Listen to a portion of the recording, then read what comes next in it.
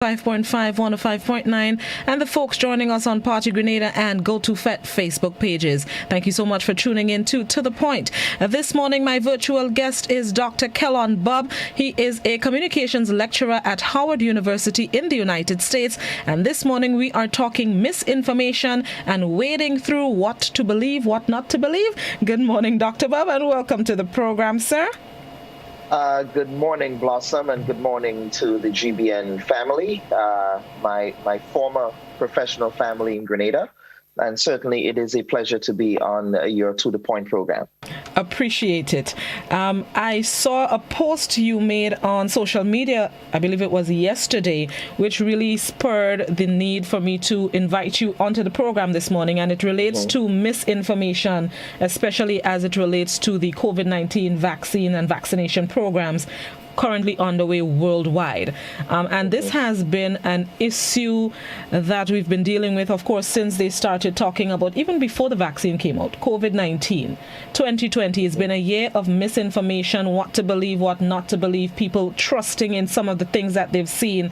And I think it has become so widespread and so prevalent that it is affecting what a lot of people are trying to do in relation to keeping COVID-19 at bay. So let's first of all deal with what's inspired your post on social media in relation to misinformation. Correct. So I received a voice note from a friend. The friend shall remain nameless. But the voice note from someone with an American accent purported to, I suppose, throw cold water on the efficacy of the Oxford AstraZeneca vaccine.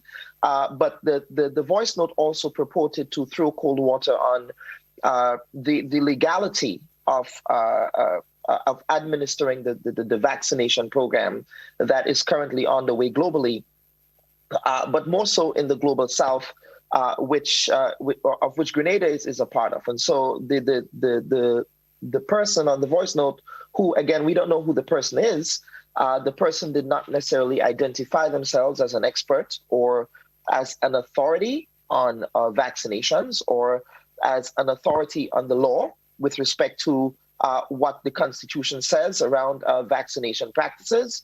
And so that voice note went viral, as many things do on social media platforms. We no longer are in an information ecosystem where we have the moderating influence of the journalist and the news media to be able to fact check claims. People, take things and they run with it. And so the point of the post was to really question the authenticity of the information that was presented by that person, which, again, we don't know who the person is.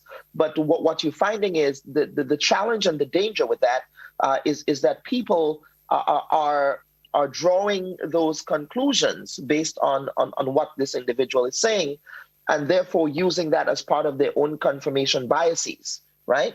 And which again says to me that, look, people will find any kind of evidence, regardless of the authenticity of the claims that are being made, just to be able to support their belief systems around vaccines, right? And in Grenada, we know that there is a significant vaccine hesitancy. Now, this is not to suggest that what we're witnessing with respect to vaccine hesitancy is not, some of those claims are not legitimate. Some of those claims are legitimate. We do have a problematic history of medical experimentation in the world. In the Western world, we do have a problematic history with respect to racial eugenicism and medical apartheid, and ways in which people of color were used as guinea pigs, if you will, in the process of these unethical medical experiments. So I get that piece of it, but at the same time, we are also in a particular public health crisis. And before, again, the point of public health is to ensure the greatest protection for the greatest good of all populations. So we have to also reflect on that. Why do you think it is so prevalent? I mean, we are in an age where we have the internet basically at our fingertips and we can fact check and double check information, but there's still this issue of misinformation. You can say more or less making the wrongs more than the things that have been tested and proven. Why is Correct. there this misinformation issue, this problem, this social? Well, so Blossom, this is what I would say. Notions of misinformation are not new. That also existed during the period of smallpox in the late 1800s and early 1900s, when public health authorities around the world, especially in the United States, I can speak of research on the United States when they were attempting to vaccinate a significant segments of the U.S. population against smallpox and measles. And so what you found back then was that you had yellow journalism, as it was called, yellow journalism, in which persons were inducing these moral panics of the dangers of the smallpox and the measles vaccine. Today, smallpox and measles, they are routine, mundane immunizations that we take, right?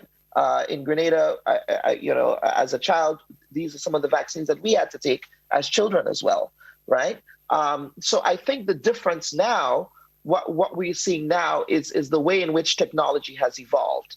And so people now have their own curated information ecosystems. So folks would seek out news and seek out information that would tend to fit within their biases and would tend to fit within their belief systems. So in health communication, we talk about the health belief model. And so the health belief model really speaks to what people believe around perceived risks, perceived threats, and perceived opportunities for participating in public health interventions. And so we also have to understand that folks use these various social media platforms as their new sources of information. Us as journalists and persons who work in mainstream media are no longer viewed as an authoritative source of information dissemination, right? And so that is what is different in this era. Everyone thinks that they are a journalist, and so everyone has the ability to disseminate information as well. So you may find that perhaps, you may trust someone in your community, you may trust a politician, and you follow people on social media. We all have credibility with these folks. And so what you find is that if these people post information that sometimes may not necessarily be true, but because we trust those folks, we may tend to think that the information they're posting is also credible. And in our communities in Grenada, we also have those people. We have soca artists, we have musicians, we have community leaders, we have politicians who are also vaccine, hesitant, if you will, right? They question the science around vaccines. They question the efficacy around vaccines. And so what you find is that the people who follow these particular opinion leaders is what they are, that people would trust the information that they are sending out to them. How can you wade through information that you're seeing? How can you decipher what's factual, those that are meant to mislead me, those that I shouldn't trust? And I'm asking this from your angle as somebody that's been in journalism for years. You're a communications lecturer in the U.S. What sort of tips can we use as we continue to go through this information that is so widely available?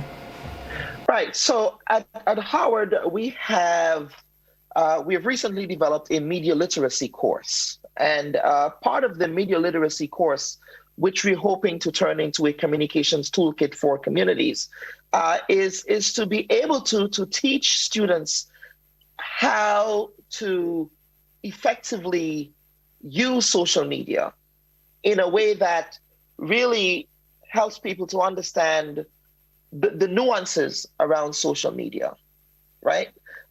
People tend to think that, okay, well, if I receive a piece of information from a friend, that information is truth. But what folks don't do is that they don't question the source of the piece of information that they're getting. So it really comes down, Blossom, to reimagining how we educate our populations around media use. Because right now, everyone has a smartphone, everyone has a WhatsApp application, or everyone is in a group chat, okay, where you are receiving tons and tons and tons of messages. But at the same time, not everyone processes information the same way. People's cognitions are different, right?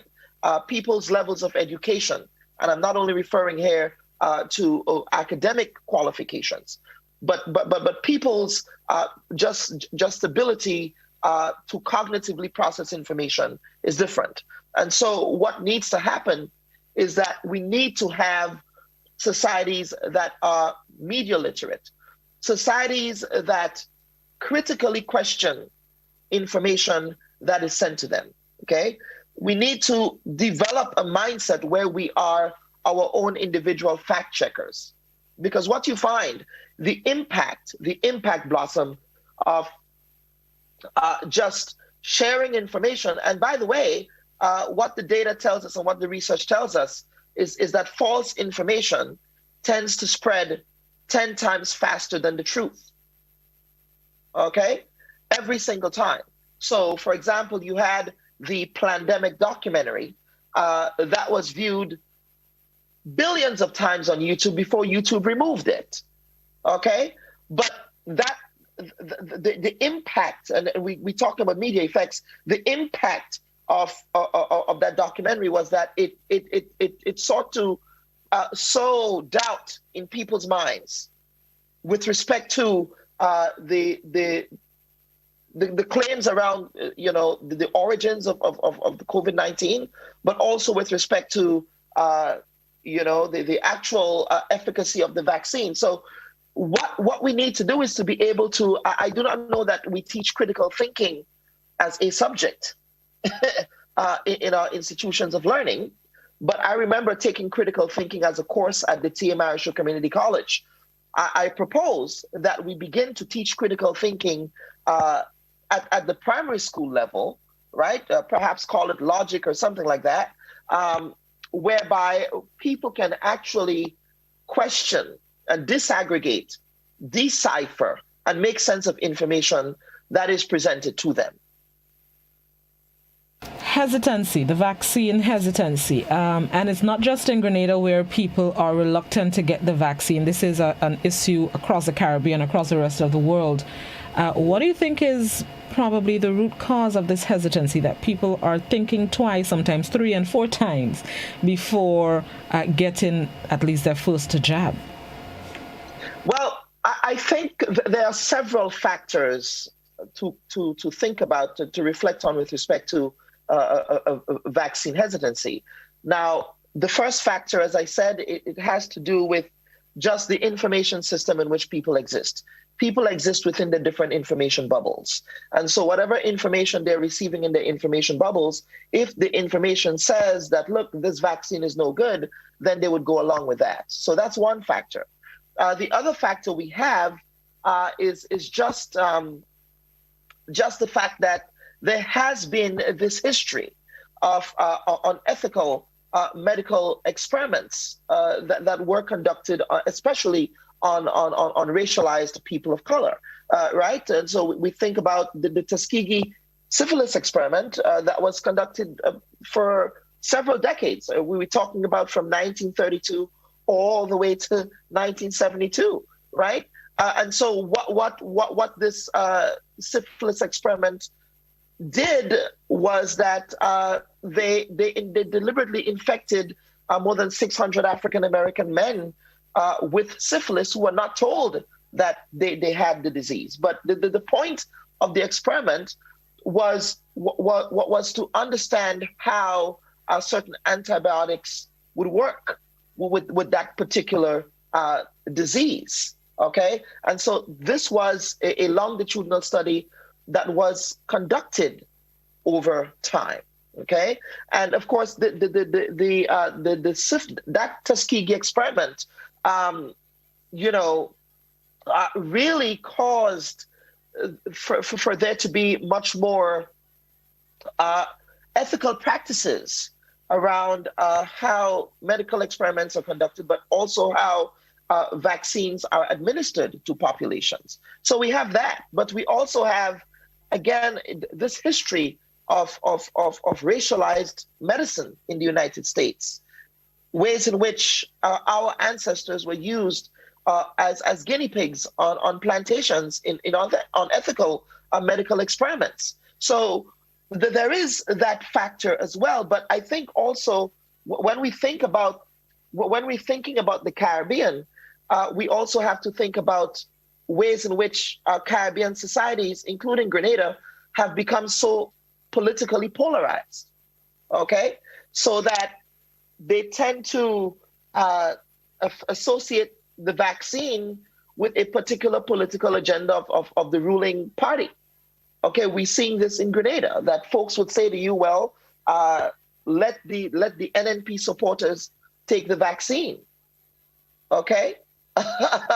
As opposed to saying, well, this is actually a national public health issue. This vaccine was not developed with funding from the ruling administration in Grenada, right? So you have that as well. The other factor is, of course, the efficacy of the vaccines as well, especially the Oxford AstraZeneca vaccine. Now, this is not the norm, right? With respect to the fact that these vaccines are not effective. These vaccines are proven to be effective.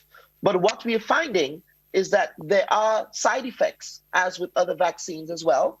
If you take the flu shot, there would be side effects.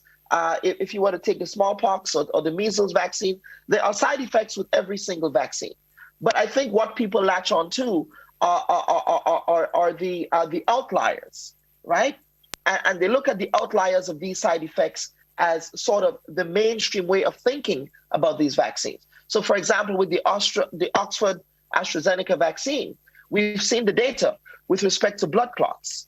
Okay, now that has affected very minute populations. Okay, as opposed to the general. I mean, the data is not saying that everyone who received that vaccine, right, experienced these negative side effects. But you have these outliers, and so what you're finding is that people, because they're latching on to these negative side effects, they're then inferring that because you have these negative side effects, that these vaccines are no good, right? And they're throwing out the baby with the bathwater. And my approach is that there has to be a middle ground in the way that we think about this. But there also has to be sort of educated opinions with respect to vaccines as well. Now, there is also the narrative that, well, this is a personal choice. Okay, well, if you think that taking the vaccines is a personal choice, I would say to you that a woman should also have her personal choice of whether to carry a baby to term. Or, I should have a personal choice whether or not my child should stay out of school and not get vaccinated. Because the fact is, Grenada happens to be one of the most vaccinated countries on planet Earth. With respect to ensuring we all got our immunization card, Blossom. In order to enter school in Grenada, you have to be immunized, you have to be vaccinated, right?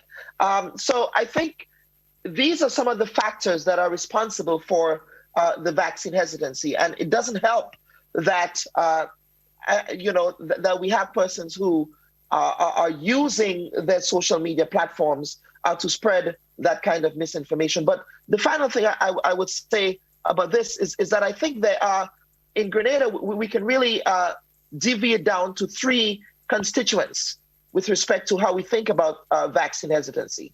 So you have those who I believe who are in a minority, are very staunch and very loud opponents of vaccination, who are unlikely to shift their opinion. with respect to taking the vaccines. And I believe that there is a larger group of people who have been persuaded of the importance of taking the COVID-19 vaccines, but are just as unlikely to shift their opinion or to move the needle with respect to actually taking the vaccine. And then there are those who are really, say, look, we're just going to take the vaccine because we want to get on with life. Okay. And I think the challenge that we have is that we have to convince that larger group of people who are hesitant, who continue to be convinced by those who are staunch opponents. So how do we convince that group in the middle of the importance of accepting the vaccine, notwithstanding the risks associated with taking the vaccine, which is where informed consent comes in. So you have to be able to inform your population about the risks that are associated with taking the vaccine. Okay? Whenever I go get my flu shot, when I got my COVID shot, there was an informed consent document that I had to read and understand the basis for, taking the vaccine, the risk that would come with it, right? To what extent are we informing the population about these risks? Are we just telling the population that you need to take the vaccine? No, and I think that approach is just wrong. I agree with that, especially that last part. And I've said it before and I'll say it again. I think part of the problem as well, too, is the messengers of the message.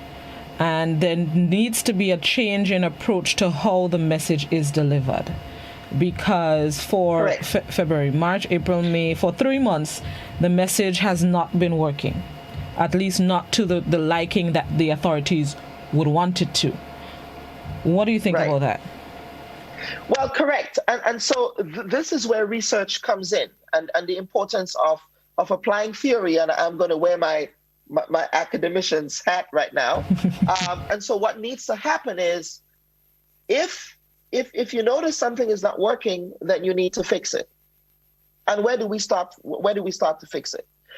You start by conducting the research with the group that I just proposed, with that larger group of people who are trying to do the right thing, who are on the fence about receiving the vaccine, but continue to be convinced or continue to be persuaded by those very loud, staunch opponents of vaccinations. So how do you reach those groups?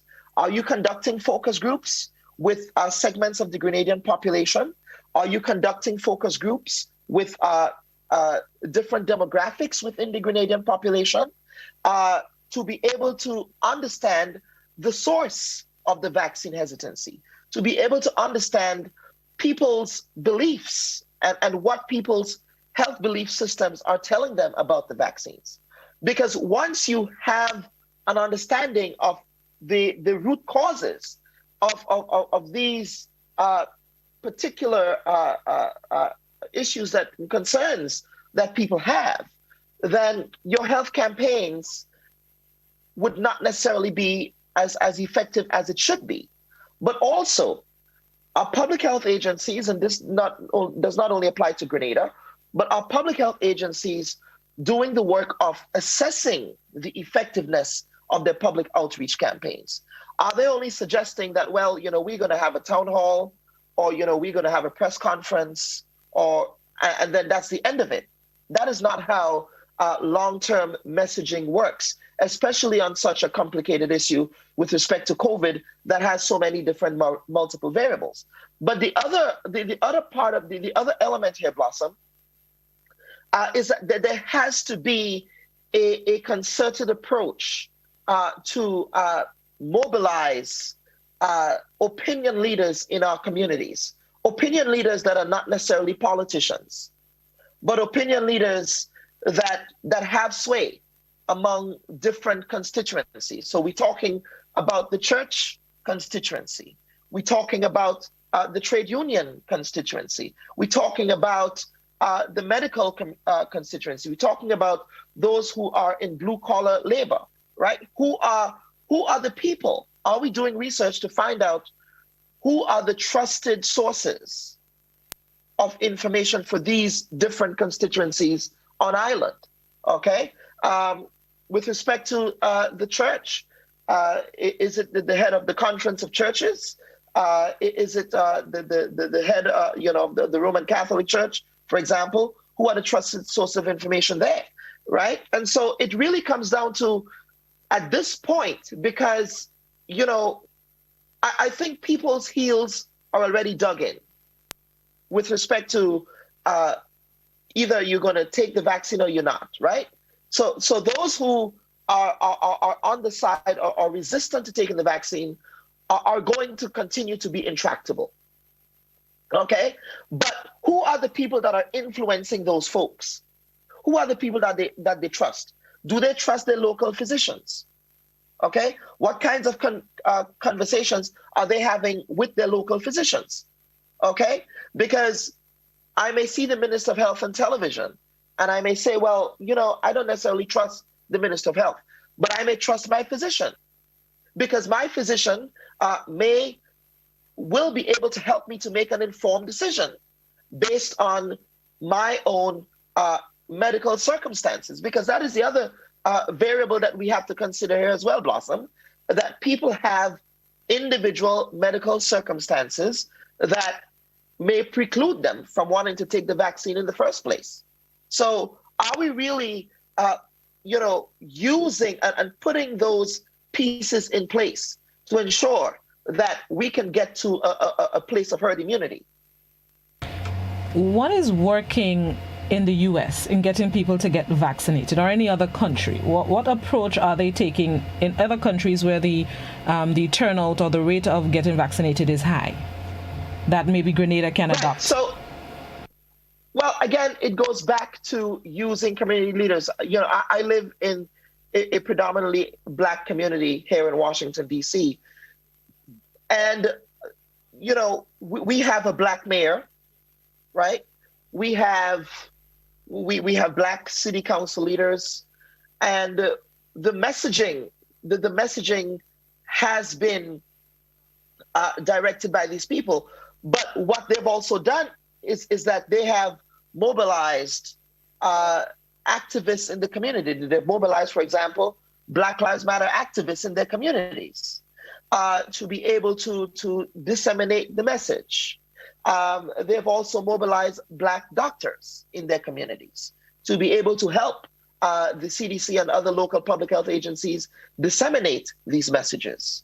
And so I think that has worked, but I also think we have a new administration here in the United States that really have sort of reworked and reimagined ways in which the vaccines ought to be distributed as well, right? Because we also have to think about vaccine equity to the extent that Grenada and other developing countries have access to all of the various vaccine options. We don't as developing countries. But here in the United States, you have these various options that you can choose right now. So I think that has also helped to really reduce that kind of vaccine hesitancy that is still present, by the way, in the United States. But part of it too, I think, is that there is also pandemic fatigue. People just want to return to a state of normalcy. People want to be able to visit their families again. People want to travel again. People want to do things that they've grown accustomed to doing, which the pandemic has disrupted. And before we go to the break, another thing that has rubbed people the wrong way, a recent statement / suggestion that get vaccinated or lose your job. And I think that is also hurting the entire effort. What do you think? Mm-hmm. Well, yes, it goes back to, it appears to me that the messaging is framed as a top-down interventionist message. So you have to do as I say, or else. Okay, but this is what the reality is, though. If your children have to go to school in Grenada or here in the United States, they also have to be vaccinated. It may not be against COVID-19, but it may be against polio, measles, mumps, rubella, tetanus, smallpox, chickenpox. All kids get their shots as babies and as young toddlers, right? And so the approach is the same, right? So again, we have to be able to think of these conversations in nuance. And I think nuance tends to be missing here. Now, with respect to, again, it goes back to the messaging. Instead of employers saying, get vaccinated or else, perhaps the messaging ought to be reframed as, well, these are the benefits of getting vaccinated to you and to your family and to your livelihood, as opposed to saying to someone, take the vaccine or else. Let's take a break and then we're going to come back and continue the discussion with Dr. Kellon Bob. Dr. Kellon Bob, this is To The Point on GBN and Classic. We'll be right back.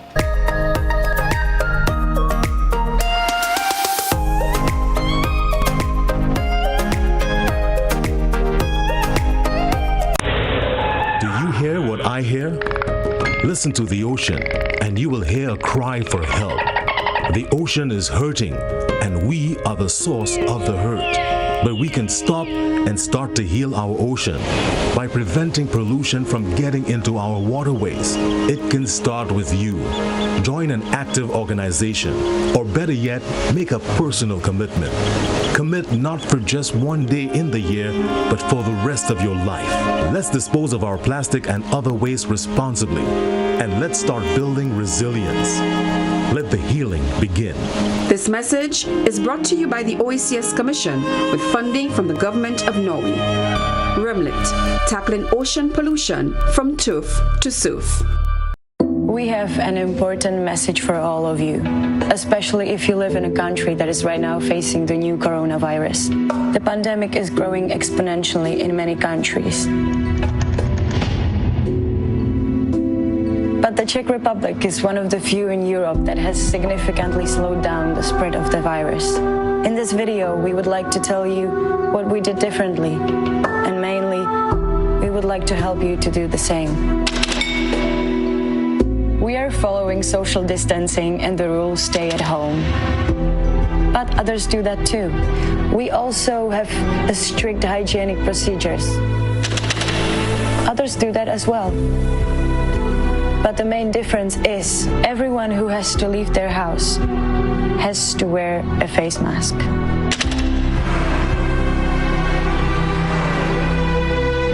Everyone.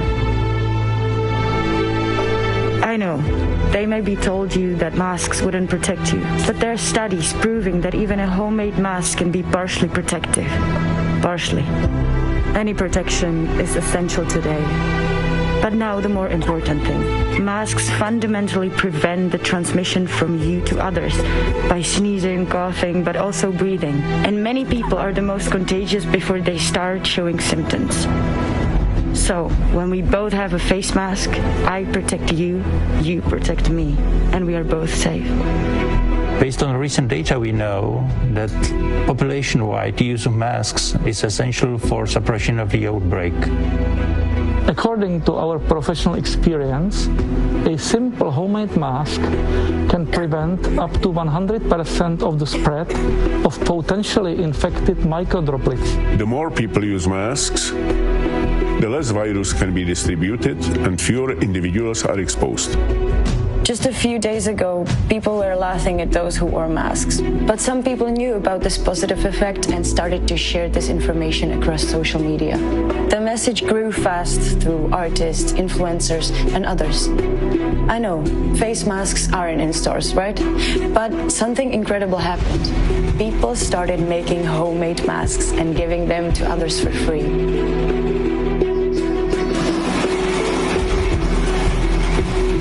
Many companies, theaters, or even retirement houses changed their buildings into sewing rooms, and thousands of people started to sew masks at home. So we know that face masks work, and it has been repeatedly confirmed by scientists. We know that it is possible in just 3 days to provide face masks for 10 million people in one country. Welcome back to The Point. We are speaking with Dr. Kellon Bob as it relates to misinformation, especially in relation to the vaccine or COVID-19 vaccines. At this point in the program, we're going to open the phone lines and the messaging platforms for those of you who may have comments or questions, concerns. This is your chance to share them. The landline number, 435-2041. That's also WhatsApp. Please, only written messages on WhatsApp. And you can continue to post your comments on the Facebook page and YouTube channel. Let's go to our first caller. Good morning, caller. Hello, good morning, Blossom. Morning. Very good program. Thank you. I just want to say that I want to add to the conversation that when you look at the advent of the COVID or 2020 to now, and you look at the amount of deaths all over the world, especially in America as well, and many of our people lost lives, and families couldn't even see their bodies and so on. We in Grenada here, our loved ones die over there and so on, and, not even a funeral. So I believe that those factors, too, cause the people in America to go out there and get the vaccine. I think in Grenada here, we have an administration, the frontline workers, and everybody. Hats off to our people in Grenada as where we are today.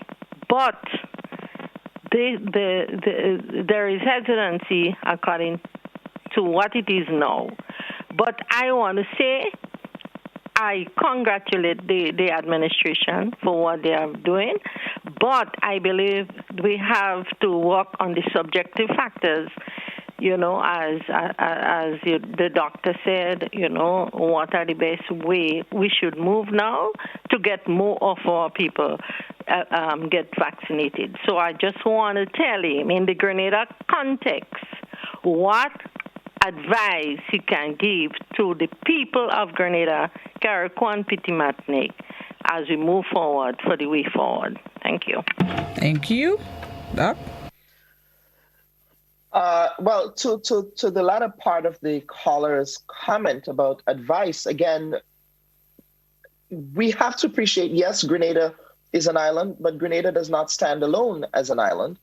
Grenada is integrated into the rest of the international community. This is not the 1960s when you had to take a schooner to go to Barbados to get a flight or to travel to England, right? We have international flights from one of the world's greatest metropoli, New York. We have a university on island in the St. George's University that attracts a substantive international student population. We have multinational hotels in Grenada. In Sandals, there are other hotels that are coming on stream. Grenada is also heavily dependent on tourism. Now, the merits of the debate about tourism and agriculture will continue to happen. But these are the facts on the ground. In other words, Grenada is fully integrated into the international community.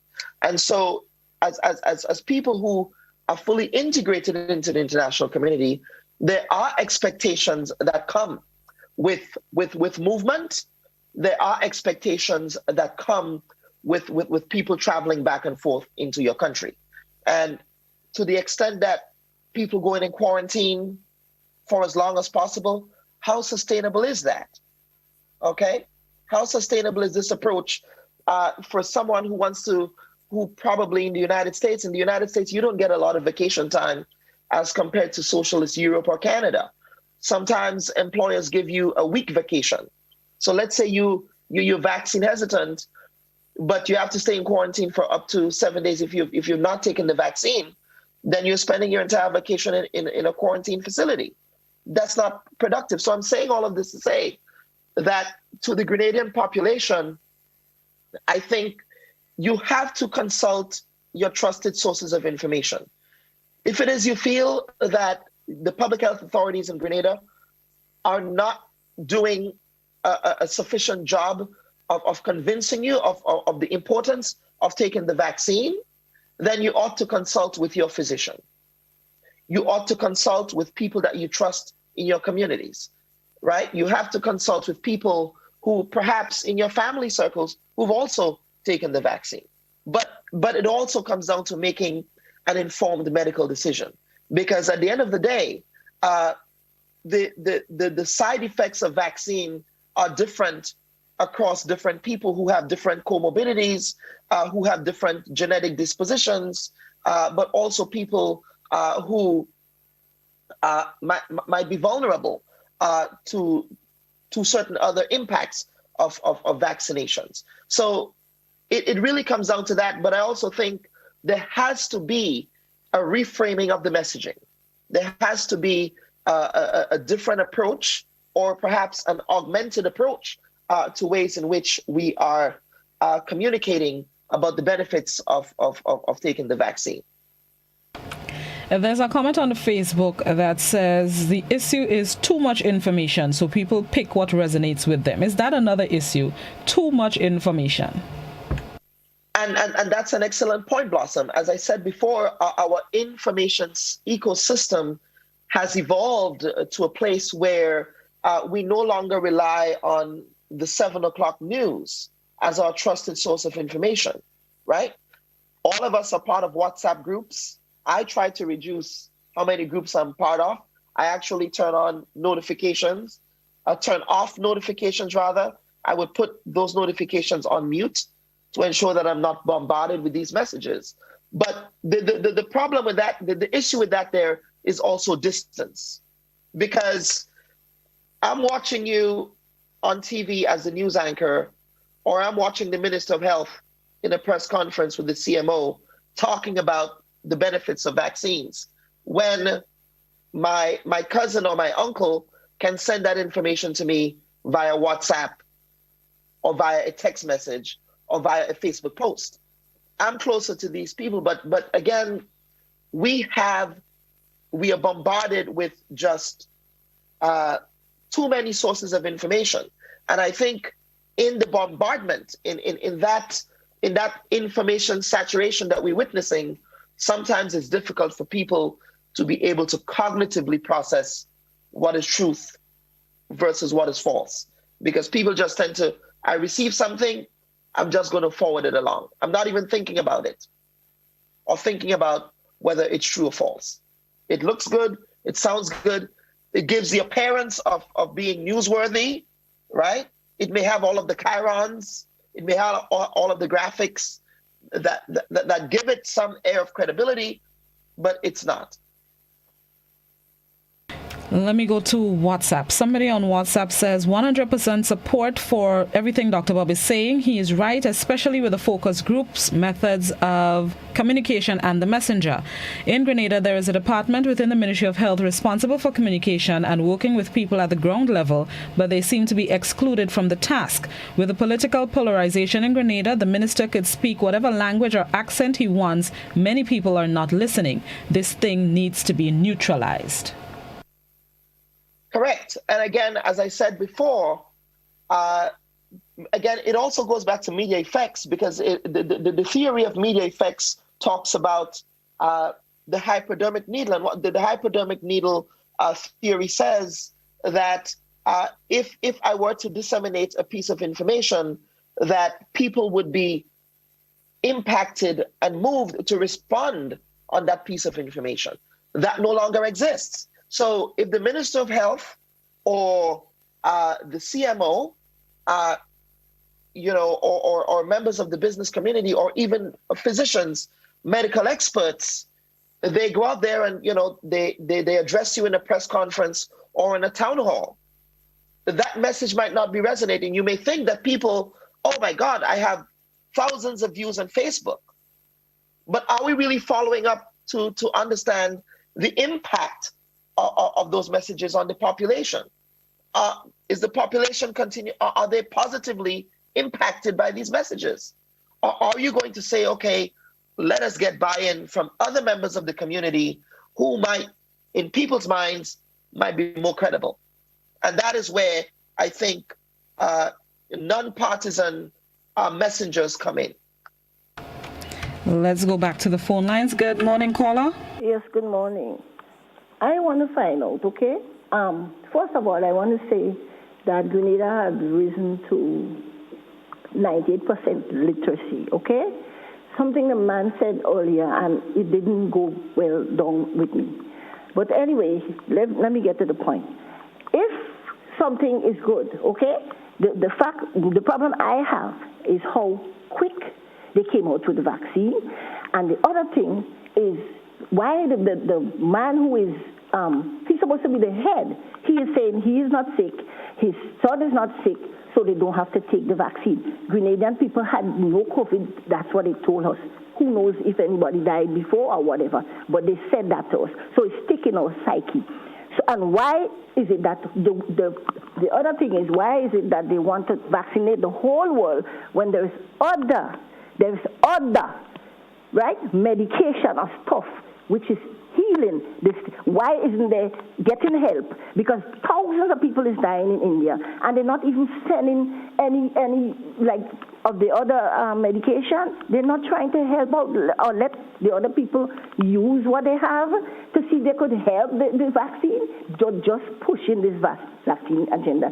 And Grenadians, in my opinion, because I have my opinion, I feel we are right. We're not supposed to do as the people who followed Jim Jones down into Guyana and drink the Kool-Aid. Okay, we have to see what is going on, and I don't think nobody should force anything down in our head, in our throat. Okay, so have a blessed day. This is my opinion. Thank you very much, Doc. Well, I'm only going to respond to the first part of the caller's comment where she talks about the adult literacy rate in Grenada. Certainly, one can say that we do have high adult literacy rates in the Caribbean in general, but to what extent do we have a high critical thinking rates? So I can be competent at basic literacy, but that does not necessarily make me competent at critical thinking, right? So, and I think our model of education is somewhat designed to cause us to be very good test takers. That's just what I believe.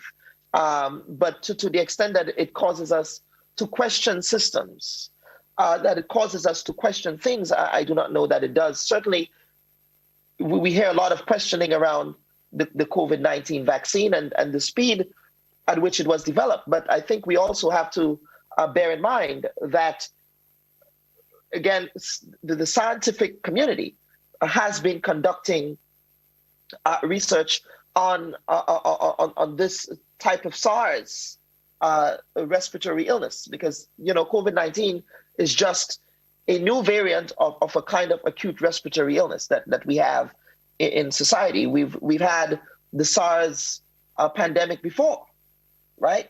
But it was not as virulent as this current disease. So to answer the question about the speed at which it was developed, certainly the scientific method tells me that it was developed based on previous studies that were conducted around other respiratory illnesses that have a similar makeup. A WhatsApp question, and this is a question I was going to ask after the first caller. Do you believe our problem in Grenada is the authorities did too well in containing the virus? It is difficult to get our people to sanitize, wear masks, and social distance. We keep saying there is no COVID in Grenada. That is why our vaccination rate is so low. I also believe the time for vaccination should be adjusted, maybe 1 to 5. But really, do you think that we've fared better than most countries, which is why a lot of people are like, I don't need it? I believe that as well. And again, in communication, there is there is the idea of proximity to a problem, right?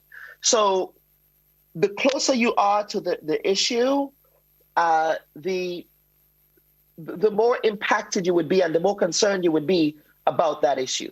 If you're further away from the issue, then that issue does not necessarily resonate with you in the same way. We can think about it in the context of what is happening in Israel and Palestine right now, right? There is not a lot of resonance with people in the Caribbean with respect to that issue. There may be more resonance with what's happening next door in St. Vincent and more concern around what's happening next door in St. Vincent than we do have with respect to what's happening in the Middle East or what's happening in Madagascar or what's happening in Pakistan with the locust crisis. These things are not close to us. Similarly, perhaps because we've not been, and the government has been very good, and they must be complimented and given credit for keeping the virus at bay, right? And that is something that must be said as well. But at the same time, I believe people tend to think that, well, it's happening over there. It's not happening here. But as I said earlier, we are integrated into the community of nations. So Grenada may be an island, but it is not an island that stands alone.